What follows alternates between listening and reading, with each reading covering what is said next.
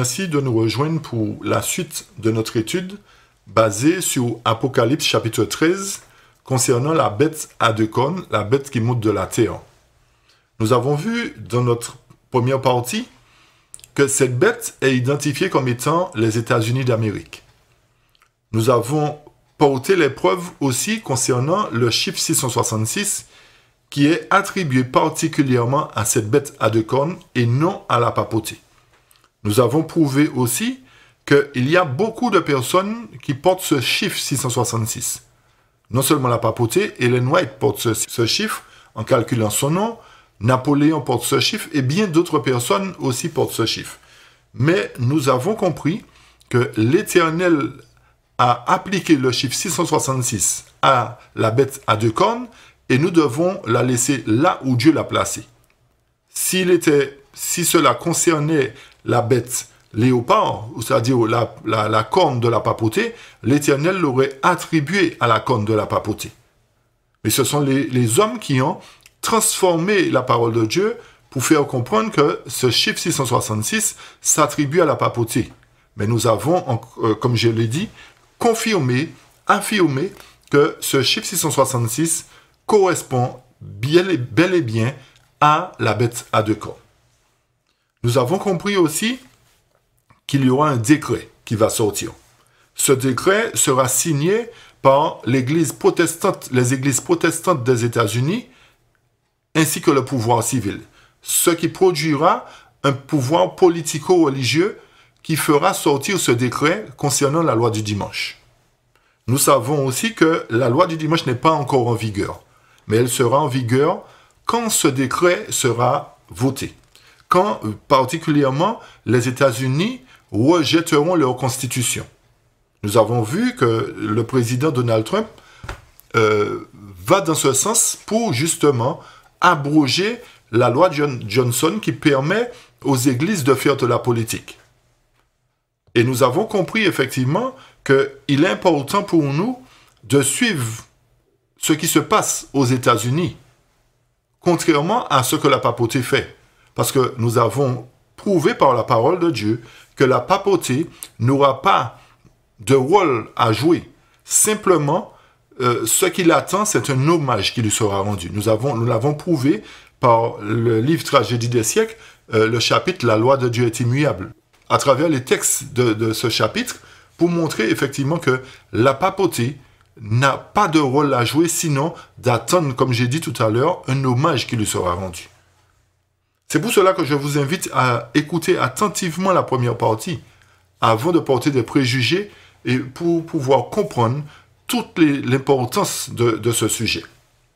Maintenant, je vais vous inviter à lire avec moi un passage qui se trouve dans le commentaire biblique sur Apocalypse 13. Commentaire biblique d'Ellen G. White sur Apocalypse chapitre 13. Je lis ce qui suit. « À cause d'un peuple qui ne s'agenouillera pas devant l'image de la bête, il ne recevra pas sa marque sur la main ou sur le front, mais qui se maintiendra du côté de la vérité, parce que c'est la vérité, il y aura une oppression et on tentera d'obliger les consciences. Mais ceux qui ont connu la vérité craindront de s'abandonner au pouvoir des ténèbres. Dieu a un peuple qui ne recevra pas la marque de la bête sur sa main droite ou sur son front. La dernière phrase nous dit que Dieu a un peuple qui ne recevra pas la marque de la bête sur sa main droite ou sur son front. Tout cela nous montre que l'Éternel va préparer ce peuple-là. Va préparer ce peuple avant même que la marque de la bête ne sorte. Et c'est ce que je vais vous inviter à comprendre dans cette deuxième partie d'étude. Toujours dans le commentaire biblique sur Apocalypse chapitre 13, le thème du sabbat sera le point culminant dans le grand conflit final où tout le monde prendra part. Les hommes ont honoré les principes de Satan plus que les principes qui régissent le ciel. Ils ont accepté le faux jour de repos que Satan a exalté comme le signe de son autorité. Mais Dieu a mis son sceau sur son ordonnance royale. Chaque système de sabbat, que ce soit le vrai ou le faux, porte le nom de son auteur, une marque indélébile qui démontre l'autorité de chacun d'eux. Tout cela pour nous montrer que le sabbat de l'Éternel sera en conflit avec le sabbat de la papauté. Le sabbat que la papauté a institué. Mais comme j'ai dit précédemment, nous savons que ce sont les États-Unis d'Amérique, c'est-à-dire le protestantisme et le pouvoir politique, qui remettront en vigueur cette loi du dimanche, cette adoration du dimanche, par un décret qu'ils feront sortir, obligeant hommes, femmes, enfants à adorer ce jour. Nous savons aujourd'hui que l'Éternel aussi fera sortir son décret pour nous dire quoi? Dans Apocalypse 14, versets 9 à 10, ce qui suit. Et un autre ange, un troisième ange les suivit en disant d'une voix forte, « Si quelqu'un adore la bête et son image et reçoit une marque sur son front ou sur sa main, il boira lui aussi du vin de la fureur de Dieu versé sans mélange dans la coupe de sa colère, et il sera tourmenté dans le feu et le soufre devant les saints anges et devant l'agneau. » À travers ce texte, la parole inspirée nous montre que l'Éternel aura un décret. Parce que ce décret dira de ne pas adorer l'image de la bête. Et nous savons forcément que l'image de la bête n'est pas encore en vigueur. Cela voudrait dire que ce décret de l'Éternel n'est pas encore en vigueur non plus. Mais il le sera quand la marque de la bête sortira. C'est-à-dire que ce décret que l'Éternel va promulguer sera proclamé par son peuple. Parce qu'un décret, il faut qu'il y ait une proclamation pour annoncer un décret.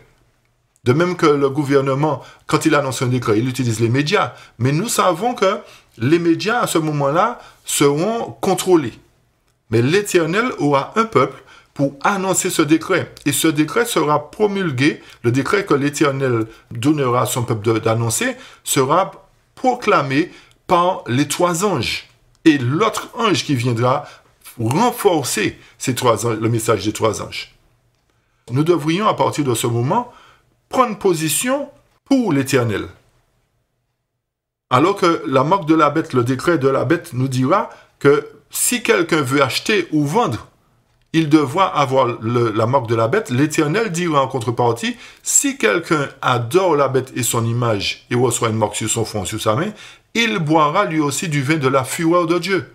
Ça voudrait dire que nous serons, quand je dis nous, la grande foule, ceux qui seront dans le monde à ce moment-là, seront amenés à prendre position, soit pour Dieu, soit pour la bête.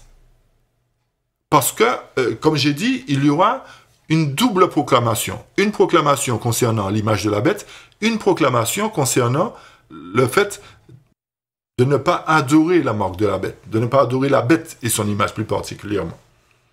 Et pour pouvoir comprendre comment se fera cette proclamation, je vous invite à lire un autre passage avec moi qui se trouve dans Premier Écrit, page 279, le chapitre concernant le grand cri. Je lis ce qui suit. « J'ai vu des anges voler rapidement çà et là dans le ciel, descendre sur la terre, puis remonter au ciel, préparant l'accomplissement de quelque événement important.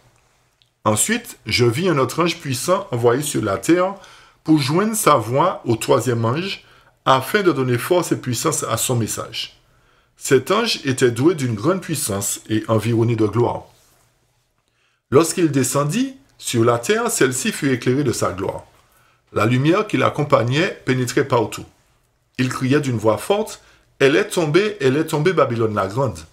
Elle est devenue une habitation de démons, un repère de tout esprit impur, un repère de tout oiseau impur et odieux. » Le message proclamant la chute de Babylone donné par le second ange est ainsi répété avec la mention additionnelle de la corruption qui a envahi les églises à partir de 1844. L'œuvre de cet ange vient seconder celle du troisième message au moment où sa proclamation devient un grand cri. Le peuple de Dieu est ainsi préparé pour triompher à l'heure de la tentation qu'il doit bientôt affronter. Nous voyons que ce message sera proclamé au moment où le peuple de Dieu sera préparé pour triompher à l'heure de la tentation.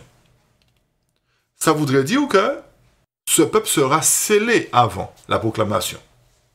Et que le message du second ange qui a été prêché une première fois concernant Babylone, c'est-à-dire au temps de William Miller, nous le comprenons bien. que les églises qui ont rejeté le message de William Miller à cette époque-là ont été considérées comme étant Babylone. Mais nous savons aussi que ce message-là, d'après ce que nous dit la parole, sera ainsi répété avec la mention additionnelle de la corruption qui a envahi les églises à partir de 1844. Ça voudrait dire que toutes les églises qui ont suivi 1844 ont été dans une corruption, ont subi une corruption.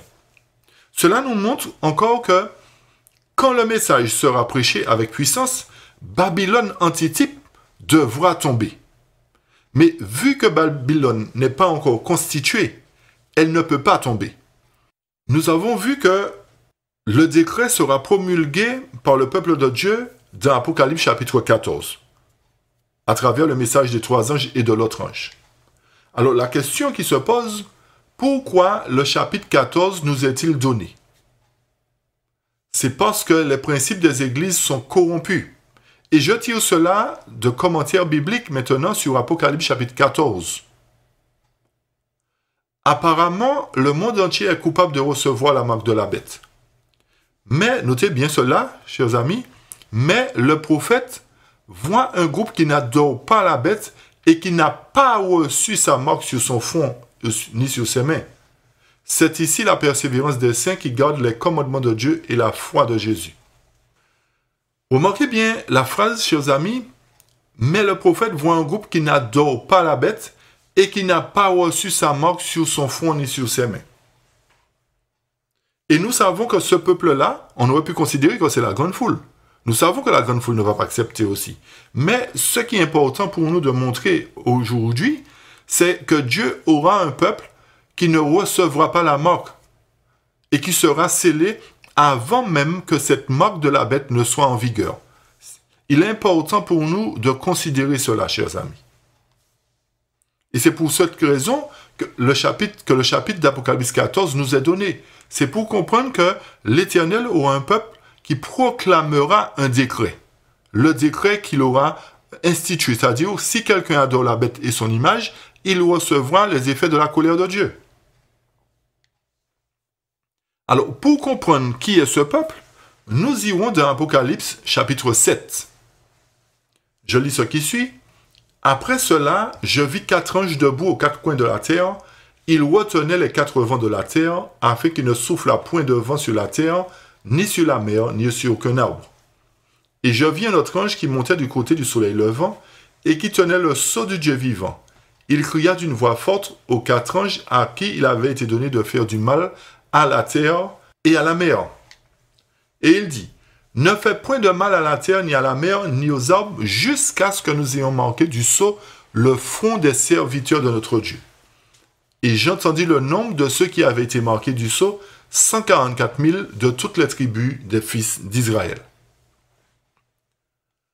Remarquez bien que 4 vents sont retenus. Pourquoi? Pour quelle raison?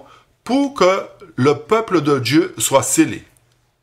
C'est-à-dire les 144 000, jusqu'à ce que nous ayons marqué du sceau le front des serviteurs de notre Dieu. Nous savons que le front, c'est le siège de l'intelligence, et que ce sera le caractère qui sera marqué du sceau de Dieu. Et nous savons aussi que le sceau de Dieu correspond à un affermissement dans la vérité, un affermissement total dans la vérité. Forcément, ceux qui seront scellés, autrement dit, les 144 000 seront affermis dans la vérité. Il est important de considérer cela et de pouvoir comprendre que si les vents sont retenus, c'est-à-dire les conflits, l'Éternel permettra que son peuple soit scellé avant que les conflits ne commencent. Et nous savons particulièrement que les vents représentent aussi la marque de la bête. Les vents ne représentent pas seulement des guerres, mais représente aussi le conflit de la marque de la bête. Alors à partir de cela, nous finissons par comprendre que ce conflit est retenu, c'est-à-dire cette loi de la bête est retenue pour que les serviteurs de Dieu soient scellés avant même que cette loi ne sorte. C'est pour cela que l'Éternel retient les vents. C'est pour cela qu'il permet à ses serviteurs d'être scellés. Et remarquez bien, qu'il ne parle pas de sceller la grande foule, mais qu'il parle de sceller ses serviteurs, les 144 000. Et nous savons que les 144 000 proviennent des tribus des fils d'Israël. Et que même dans Romains, l'Éternel nous dit qu'il sauve premièrement son peuple. Il sauve le monde, mais il sauve premièrement son peuple. Nous comprenons par là, chers amis, que l'Éternel aura une mission à accomplir avec son peuple. Et cette mission, comme je l'ai dit précédemment, se trouve dans Apocalypse chapitre 14 et Apocalypse chapitre 18. Mais particulièrement dans Apocalypse 14, cette proclamation se fera concernant le décret que l'Éternel aura promulgué avec son peuple. Retenez bien que les 4 vents sont retenus. Et je tire cela de commentaires bibliques sur Apocalypse chapitre 7. Les 4 vents sont encore retenus jusqu'à ce que les serviteurs de Dieu soient scellés sur leur front. Alors les puissances de la terre uniront leurs forces pour la dernière grande bataille. Avec quelle application ne devrions-nous pas profiter de la courte période de grâce qui nous reste? Si les puissances de la terre doivent s'unir pour la dernière grande bataille, nous savons que ce n'est pas une bataille entre les différentes nations. Nous savons forcément qu'il y aura une grande guerre, une 3e guerre mondiale. Mais cette application-là s'attribue au grand conflit qui sera en vigueur concernant la loi du dimanche. C'est cette grande bataille-là qui trouvera son accomplissement une fois que les 4 vents seront lâchés. C'est pour cette raison, encore une fois, que l'Éternel retient ce conflit, retient cette loi du dimanche pour que le peuple de Dieu soit scellé. Alors, à travers cela, nous savons que nous devrions faire tous nos efforts aujourd'hui pour faire partie de ce peuple-là. Il est important pour nous de considérer ce passage. Puisque, commentaire biblique sur Apocalypse chapitre 7, 14 nous l'affirme. La servante du Seigneur nous dit « Efforçons-nous, avec toute la puissance que Dieu nous donne, de faire partie des 144 000. » Arrêtons-nous un moment sur ce passage. Si le salut était accordé à tous d'une manière générale, le texte ne nous aurait pas dit de nous efforcer. On pourrait me dire, oui, le texte nous dit de nous efforcer parce que Satan est à l'œuvre. Oui, c'est un fait. Mais comme nous savons qu'il y aura un sceau et que ce sont ceux qui conformeront leur vie au caractère de Christ qui auront le sceau, cela sous-entend que nous devons nous efforcer d'avoir le sceau. Nous devons nous efforcer de marcher en conformité avec la parole de Dieu. Cela nous montre également que dans l'Église de Dieu, le fait qu'il y ait des inconvertis, le fait qu'il y ait l'ivraie et le bon gré, nous montre aussi que nous devons nous efforcer pour ne pas faire partie de l'ivraie. C'est pour cela qu'il est important de comprendre ce paragraphe et de vraiment nous efforcer avec toute la puissance que Dieu nous donne de faire partie des 144 000. Et remarquez bien, le texte nous dit de nous efforcer pour faire partie des 144 000. Ça voudrait dire que ce peuple-là est un peuple particulier. Particulier, premièrement, en représentant le caractère de Christ. Deuxièmement, en ayant la puissance d'aller dans le monde en vainqueur et pour vaincre, et pour proclamer le décret de l'Éternel. Et notez bien aussi, une chose, c'est que ces 144 000-là seront des serviteurs de l'Éternel, c'est-à-dire des gens qui seront à son service. Un serviteur obéissant obéit à son maître. Ça voudrait dire qu'il y a de ceux qui ne sont pas obéissants. Et seuls ceux qui sont obéissants, qui conformeront leur vie au commandement de l'Éternel, seront considérés comme ceux qui proclameront le message, autrement dit les 144 000. La tragédie des siècles à la page 644 et au chapitre 37 apporte encore un élément de réponse concernant ceux qui seront fortifiés dans les derniers temps. Je lis ce qui suit. Seuls ceux qui seront fortifiés par l'étude des Écritures pourront subsister au cours du dernier conflit. Alors nous voyons que la guerre dont il a été fait mention précédemment correspond à ce dernier conflit. Chacun devra résoudre cette question vitale. Obéirai-je à Dieu ou aux hommes? C'est-à-dire, accepterai-je le décret de l'Éternel ou vais-je accepter le décret des hommes, la loi du dimanche? L'heure décisive est imminente. Nos pieds reposeront-ils sur le rocher immuable des Écritures? Sommes-nous prêts à prendre la défense des commandements de Dieu et de la foi de Jésus? La question nous est adressée à chacun. À savoir, quelle position nous allons prendre, quel choix nous allons faire. Soit de servir l'Éternel, ou soit de ne pas le servir. Nous savons que si nous le servons, nous serons scellés. Si nous ne le servons pas, nous ne serons pas scellés. Mais nous savons aussi que dans le monde, il y a un peuple qui appartient à l'Éternel. Puisque, comme rappelez-vous dans Romains, que l'Éternel sauve son peuple premièrement, mais qu'il sauve aussi ceux qui sont dans le monde. Parce qu'il a rattaché le monde à la racine, au tronc. Tous doivent maintenant faire le grand choix de recevoir soit la marque de la bête, soit son image, soit le sceau de Dieu vivant et véritable. Comme j'ai dit, nous avons un choix. Nous savons quand même, en tant que peuple qui observe les commandements de Dieu, que le choix, c'est d'être scellé. Nous savons aussi forcément que le choix qui incombe au monde sera le choix de choisir la marque de la bête ou le sceau de Dieu, parce que le peuple de Dieu sera déjà scellé. Autrement dit, ce choix-là va être attribué au monde, qui devra prendre position lors du grand message, lors du grand cri qui sera proclamé avec puissance. Pendant cette courte période de temps que l'Éternel nous accorde, chers amis, Dieu assurera d'une manière ou d'une autre les besoins et le bien-être de son peuple. Cependant, nous devons comprendre que les circonstances seront semblables au séjour dans le désert. C'est-à-dire que l'Éternel va prendre soin de son peuple. Rappelez-vous, au temps d'Élie, l'Éternel l'a nourri, l'Éternel l'a protégé contre Jézabel. Remarquez aussi que Israël dans le désert, l'Éternel a nourri Israël, l'Éternel a protégé Israël. L'Éternel nous montre à travers cela qu'il prendra soin aussi de ceux qui lui appartiendront. Il va protéger, il va secourir son peuple. Je vous invite à lire avec moi un autre passage dans Témoignages pour l'Église, volume 2, page 197, pour nous montrer effectivement que de même que le siège de Jérusalem fut un signal de la fuite pour les chrétiens de la Judée, de même le décret que la nation américaine s'attribuera le pouvoir de promulguer pour imposer le jour du repos papal sera pour nous un avertissement. Le moment sera venu de quitter les villes et de s'apprêter à sortir des petites agglomérations pour gagner des lieux retirés dans les montagnes. Cela nous montre que l'Éternel va donner un signe.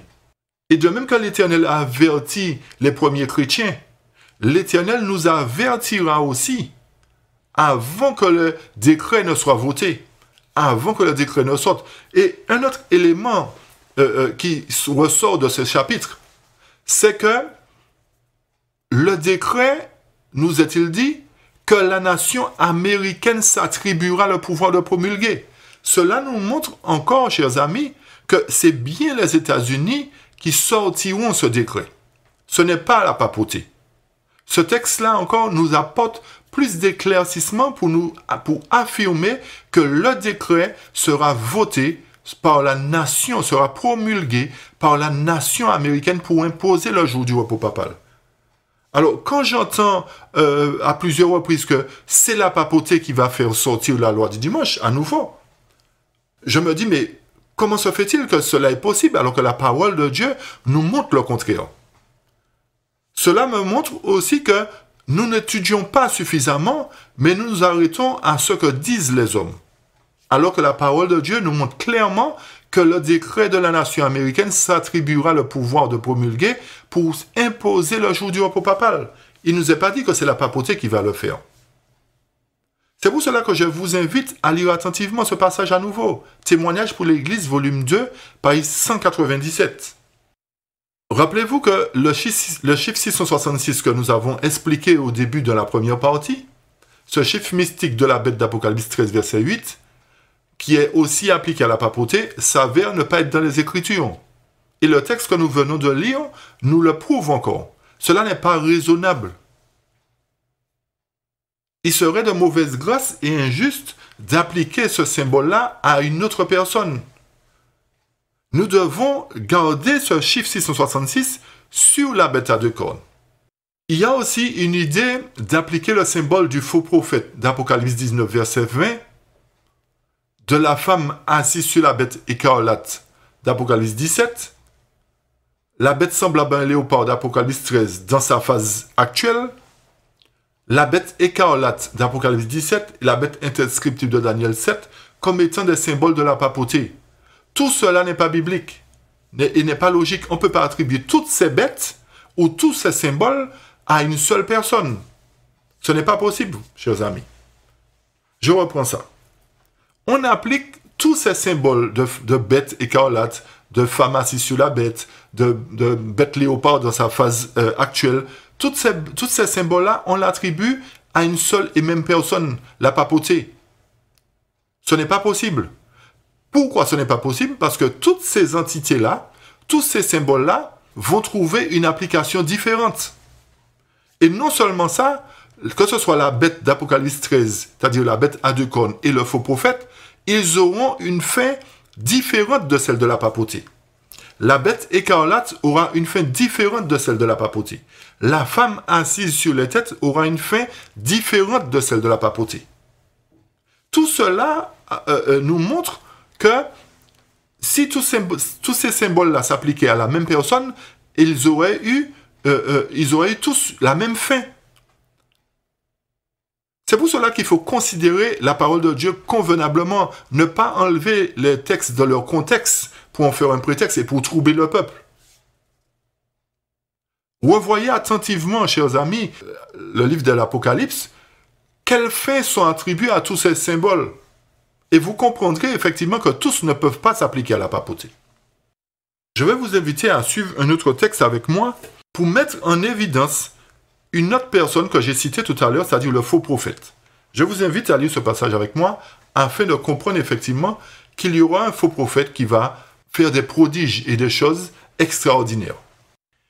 Puis je vis monter de la terre une autre bête qui avait deux cornes semblables à celles d'un agneau et qui parlait comme un dragon.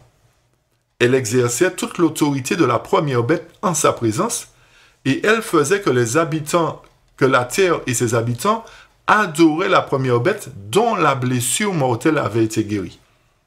Elle opérait de grands prodiges, même jusqu'à faire descendre du feu du ciel sur la terre à la vue des hommes, et elle séduisait les habitants de la terre par les prodiges qu'il lui était donné d'opérer en présence de la bête, disant aux habitants de la terre de faire une image à la bête qui avait la blessure de l'épée et qui vivait.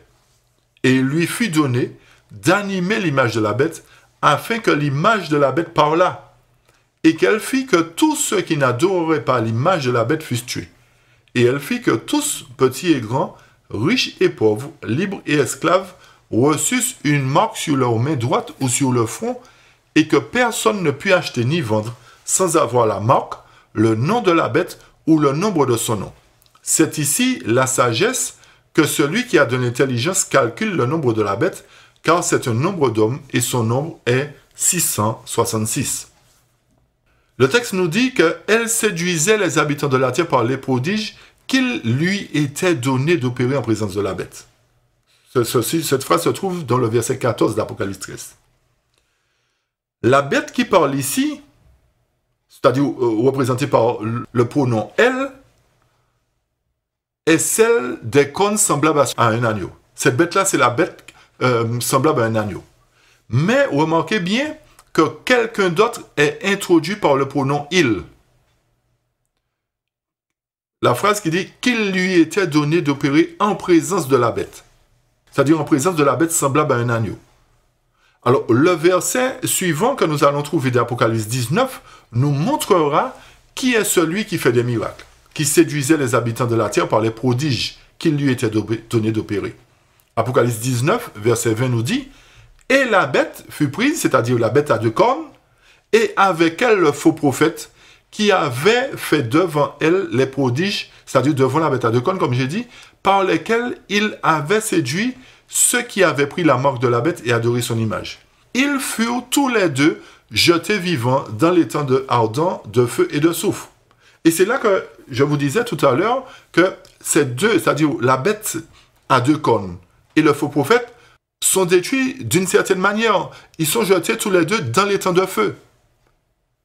Et pour pouvoir, je vais vous inviter à chercher pour vous-même la destruction de la papauté, comment elle se fera. Vous verrez que ce n'est pas la même chose. Comme j'ai dit aussi précédemment, la destruction de la bête écarlate ou de la destruction de la femme. Vous verrez que c'est totalement différent et que toutes ces entités-là ne peuvent pas représenter la papauté. Alors pour revenir sur ce il-là qui lui fut donné d'opérer des miracles et des prodiges, nous comprenons que ces prodiges-là sont faits par le faux prophète. Cela nous montre qu'il y a, à part la bête à deux cornes, il y aura un faux prophète qui va l'assister. Et ce faux prophète-là va accomplir des miracles à la vue de la bête à deux cornes. Pas à la vue de la papauté, mais à la vue de la bête à deux cornes. Ça veut dire qu'ils seront ensemble, puisque leur fin se fera ensemble. Ils seront tous les deux jetés vivants dans l'étang de feu. Nous savons que l'étang de feu, c'est la seconde mort. Hein? Nous n'allons pas chercher à expliquer l'étang de feu, à donner une explication erronée. L'étang de feu représente la seconde mort. Ça veut dire qu'ils ne vont pas plus ressusciter pour passer en jugement. Ils passent en jugement une fois pour toutes. C'est ce que ça représente. Il y a beaucoup de bêtes mentionnées dans la Bible. Mais cette bête à deux cornes est la seule qui peut être appelée un homme. Il est à noter qu'à partir du verset 11 et suivant, chapitre 13 d'Apocalypse, les Écritures parlent de la bête à deux cornes et se terminent avec les mots suivants. Car c'est un nombre d'hommes et son nombre est 666. Par conséquent, le chiffre mystique 666 appartient à la bête à deux cornes et à aucune autre. Pourquoi? Parce que l'Éternel l'a placé dans ce contexte d'Apocalypse 13, verset 11 à 18. L'Éternel ne l'a pas placé ni dans Daniel, ni dans, concernant la bête léopard dans sa première phase. Mais l'Éternel l'a attribué à la bête à deux cornes et nous devons la laisser sous la bête à deux cornes. Par contre, nous ne pouvons pas conclure non plus qu'il n'y a personne qui s'attribue un tel chiffre. Et comme je l'ai dit précédemment, la papauté a ce chiffre-là. Ellen White a ce chiffre-là, quand on calcule son nom. Napoléon a ce chiffre-là, bien d'autres personnes aussi. Considérez cela attentivement, chers amis. L'idée que la papauté est appelée la bête n'est pas correcte. Pour quelle raison? Parce que la papauté est représentée par des symboles sur deux bêtes différentes. La première bête sur laquelle le symbole est présenté, c'est sur la bête indescriptible de Daniel 7. Et la papauté était représentée par une petite corne, ayant des yeux comme celle d'un homme et une bouche qui parlait avec arrogance. Et sur la seconde bête, le symbole est représenté par une tête blessée à mort, sur la bête léopard.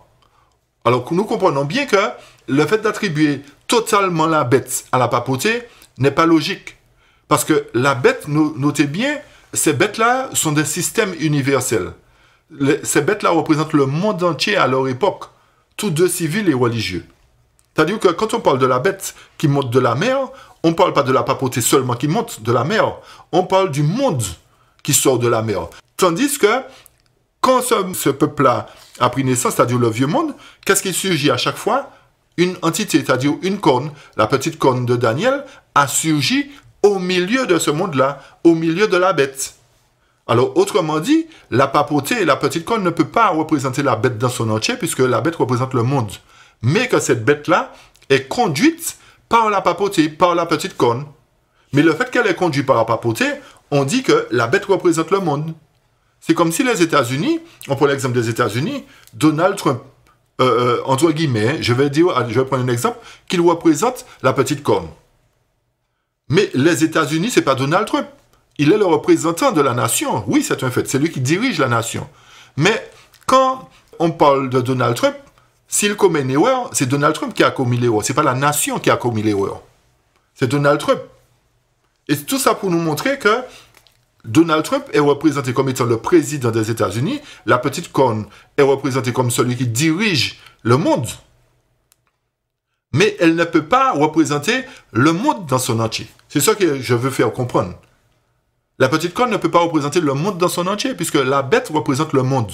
Mais il est représenté par simplement une corne. Alors, comme pour revenir sur ce que je disais, l'idée que la papauté est appelée la bête n'est pas totalement correcte. Par conséquent, à travers cela, il ne peut être dit de chacune des bêtes, c'est un homme. C'est-à-dire, les bêtes précédentes là, on ne peut pas dire c'est un homme.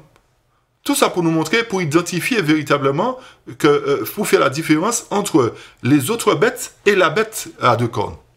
La papauté étant uniquement une partie des deux bêtes, c'est-à-dire tête et corne sur l'une et simplement une tête blessée sur l'autre, ne peut être appelée la bête, parce qu'elle est représentée par des cornes et une bouche qui parle avec arrogance.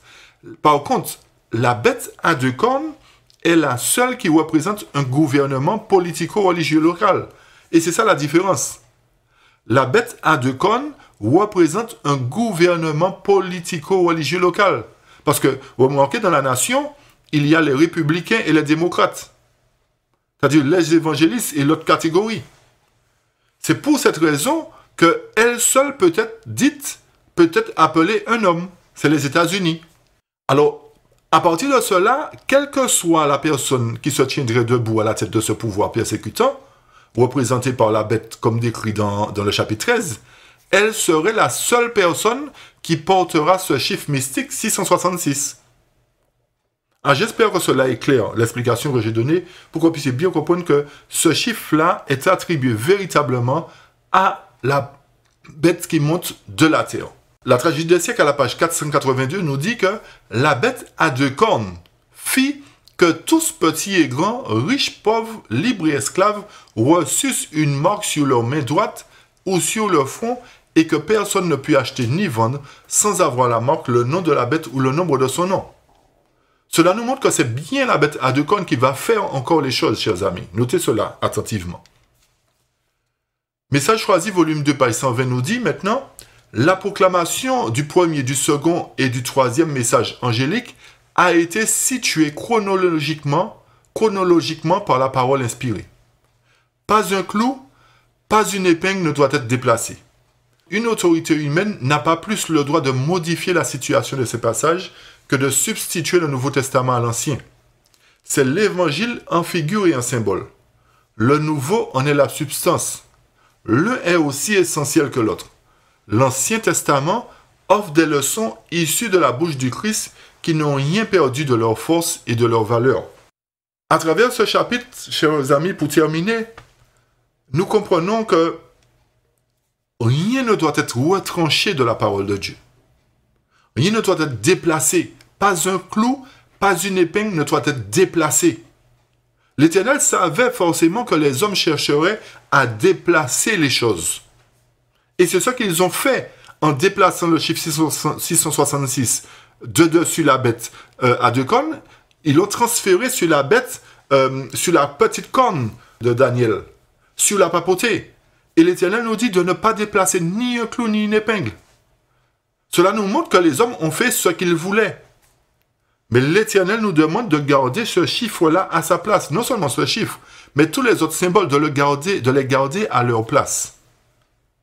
Et nous savons que c'est une œuvre que l'ennemi a faite en infiltrant l'Église pour pouvoir changer le sens des choses, pour pouvoir déplacer les choses et pour qu'il y ait une mauvaise interprétation des symboles et pour que nous puissions fixer les yeux non sur ce qui doit venir, mais sur ce qui est déjà passé. J'explique ce que je dis. Nous sommes en train de fixer les yeux sur la papauté qui a déjà accompli son œuvre. Mais il reste une nation qui doit accomplir cette œuvre finale, c'est-à-dire la marque de la bête, c'est les États-Unis. En fixant les yeux sur la papauté, nous risquons de passer à côté de cette nation qui va faire sortir le décret. Et c'est là que nous risquons d'être surpris. C'est pour ça que l'Éternel nous dit de ne pas déplacer ni un clou ni une épingle. Et je vous invite, chers amis, à reconsidérer ces deux parties d'études que nous avons faites concernant la bête qui monte de la terre.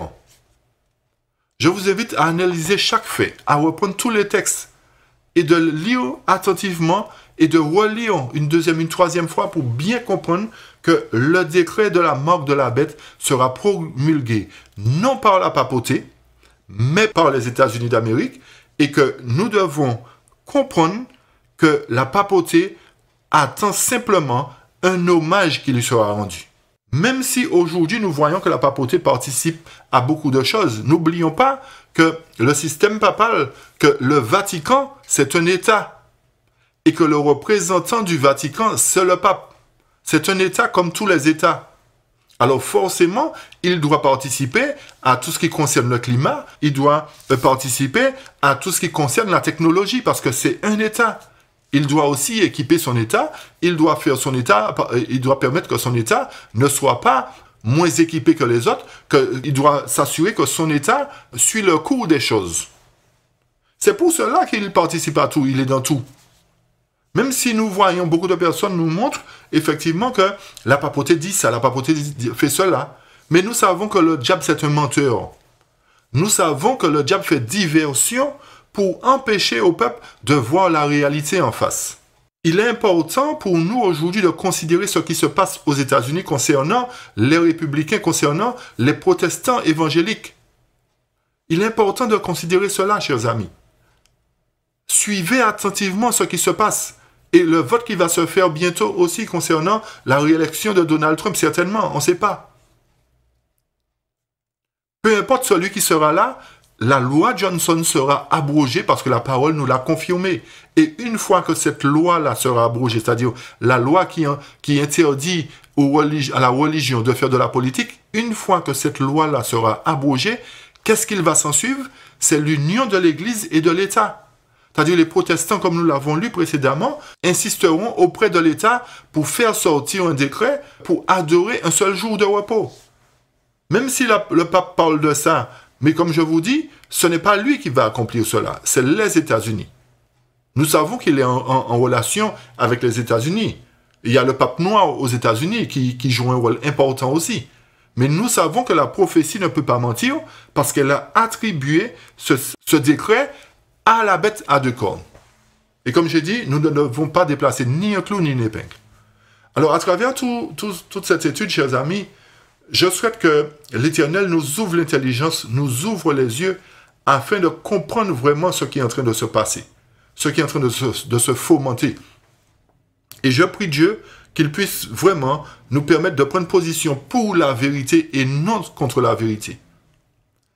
Que le Dieu des cieux nous bénisse et nous garde et qu'il nous fasse grâce et miséricorde et que vraiment son œuvre se fasse à travers chacun de nous. Merci pour votre écoute et merci pour tous vos soutiens.